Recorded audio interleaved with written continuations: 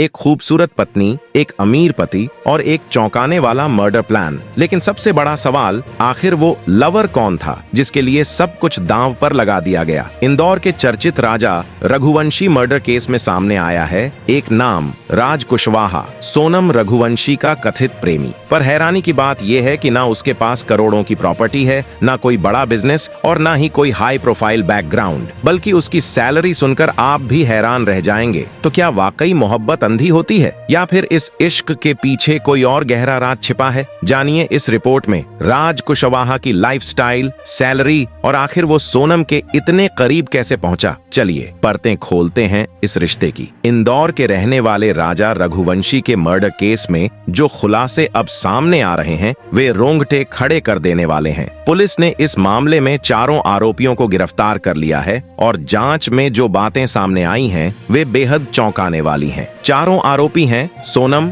उसका कथित बॉयफ्रेंड राज कुशवाहा और 3 शार्प शूटर जिन्हें राजा को मारने के लिए भेजा गया था। मेघालय पुलिस का आरोप है कि इस हत्याकांड की पूरी साजिश सोनम ने खुद रची थी और इसमें उसका साथ दे रहा था उसका प्रेमी राज कुशवाहा। पुलिस जांच में ये भी सामने आया है कि सोनम और राज घंटों घंटों फोन पर बातचीत किया करते थे, जिससे उनके संबंधों की गहराई और इस साजिश की प्लानिंग का अंदाजा लगाया जा सकता है। दरअसल सोनम के पिता का प्लाईवुड का कारोबार है और राज उन्हीं के यहाँ काम करता था। यहीं पर सोनम की उससे मुलाकात हुई और फिर धीरे धीरे ये जान पहचान नजदीकियों में बदल गई, जो आगे चलकर मोहब्बत का रूप ले बैठी। राज की सैलरी मुश्किल से 15 से 20 हजार रुपए रही होगी। सालाना इनकम 2 से 2.5 लाख के आसपास। न कोई बड़ा घर, न कोई खास कारोबारी रुतबा और न ही कोई प्रभावशाली पारिवारिक बैकग्राउंड। फिर भी सोनम ने उससे मोहब्बत की, ऐसा आरोप है, और इसी मोहब्बत की कीमत चुकानी पड़ी उसके पति राजा रघुवंशी को अपनी जान देकर।